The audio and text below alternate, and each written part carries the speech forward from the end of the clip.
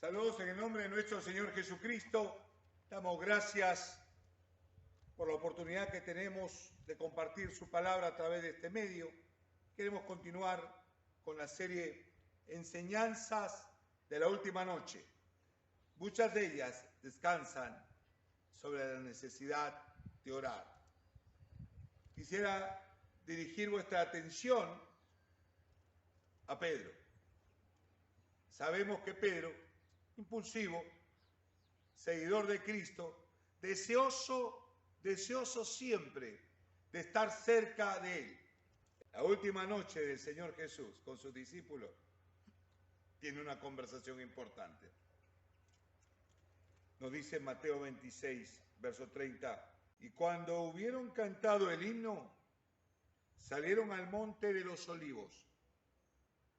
Entonces Jesús les dijo, todos vosotros os escandalizaréis de mí esta noche, porque escrito está, heriré al pastor y las ovejas del rebaño serán dispersadas. El maestro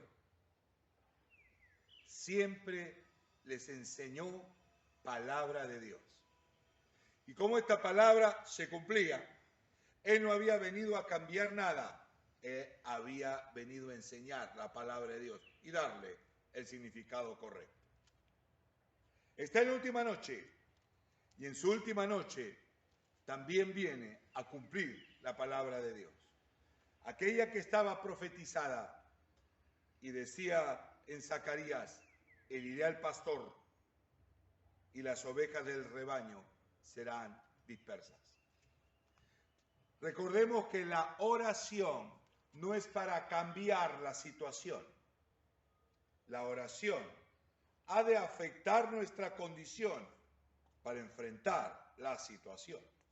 Muchas veces caemos en el error de esforzarnos por cambiar la situación. Y esta situación que enfrenta el Señor Jesús ya estaba profetizada. Es decir, que cuando el Señor dice que va a ocurrir, va a ocurrir. Orar para que no ocurra no es sabio.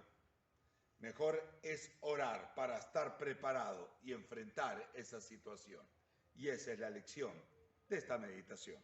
Y el Señor les dijo, os digo que esta noche se van a escandalizar de mí. Tomarán al pastor, tomarán al Hijo del Hombre y lo entregarán, le herirán, le matarán. Cambiar esa situación es ir en contra de lo establecido por Dios. Un acto de injusticia, un acto de traición, pero al final fue algo que Dios había dicho. Mis hermanos, frente a la muerte, frente a las situaciones como esta pandemia, frente al tiempo duro que nos toca enfrentar en el futuro próximo, la palabra de Dios tiene que ser lumbrera para nosotros, para fortalecer nuestra fe, para fortalecer nuestra convicción y poder hacer frente a los desafíos que este futuro traiga.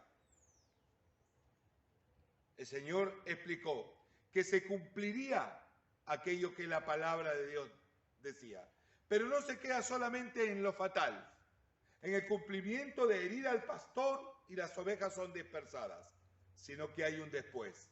Y es lo que dice el verso 32.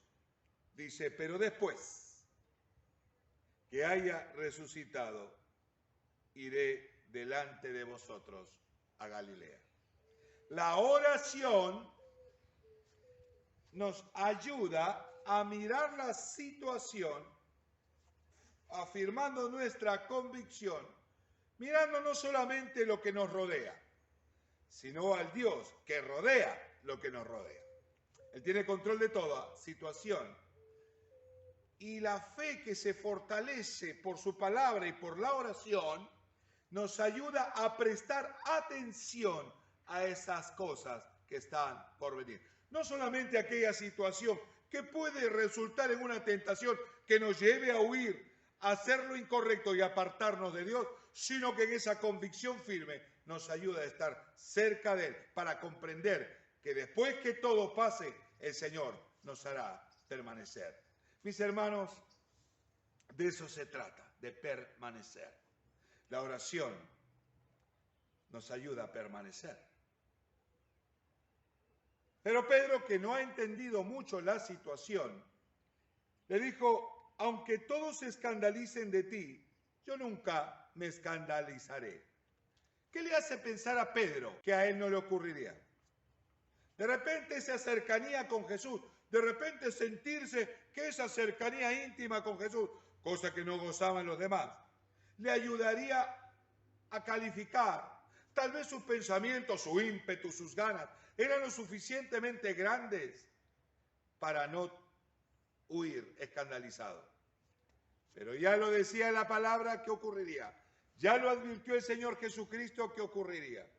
Lo importante era enfocarse en el después, no en el momento del cumplimiento del arresto del Señor Jesús. Momento duro, momento de injusticia, momento de traición. Si nos quedamos mirando ese momento, nos vamos a perder en muchas preguntas y en un círculo vicioso de preguntas de por qué y tratar de resolverlo. Mis hermanos, la oración nos permite afirmar nuestra convicción para mirar no solamente el momento, sino mirar panorámicamente. Pedro tiene una mirada corta y es lo que pasa cuando no oramos. Cuando no oramos, nuestra vista es corta. No percibimos todo el panorama. Nos quedamos mirando en los recursos de nuestro ímpetu, de nuestras ganas, que pueden flaquear frente a la situación. Y es lo que hace la oración en nuestra fe. Nos da convicción y nos da fortaleza que Pedro parece no tener. Jesús le dijo: cierto te digo que esta noche, antes que cante el gallo, me negarás 3 veces. Pedro le dijo: aunque me sea necesario morir contigo, no te negaré. Y todos los discípulos dijeron lo mismo. Mis hermanos, cuando Jesús se acercó a Pedro, y eso lo relata Juan, le va a decir: Pedro, Satanás os ha pedido para zarandearos como a trigo, pero yo he rogado para que su fe no falte. De esto se trata, hermanos.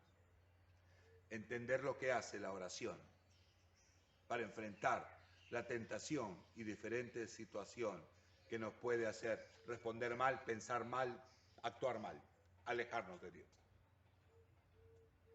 Pedro está desprovisto de esta arma, la oración. Jesús ha intercedido para que su fe no falte. Jesús les está desafiando esa noche: oren, velad y orad para que no entréis en tentación. ¿Cómo nos agarra la tentación? Si nos agarra desprovisto del poder que viene en la oración de afirmar nuestra convicción, es posible que seamos movidos. La oración nos ayuda a enfrentar la situación, no a cambiarla, no a cancelarla, no porque yo declaro y en este momento que esto cambia. No va por ahí, hermano.